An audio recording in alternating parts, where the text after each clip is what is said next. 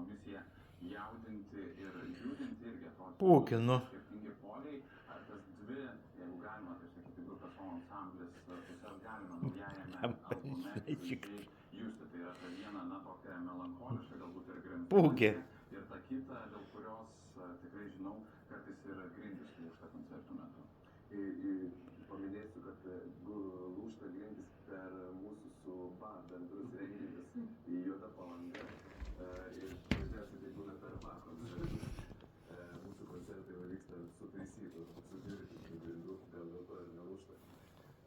O koks klausimas? Bet, na, apie tas skirtingas emocijas, skirtingus polius, jie yra nugalima. Tikrai albumas Nulysk iš ten.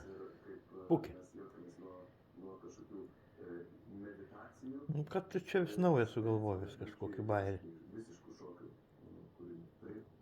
Aš manau, Pūki. kad kiekvienas paklausęs atras savo patinkančią dainą arba patinkančias dainas arba dainas, kurios skirtingom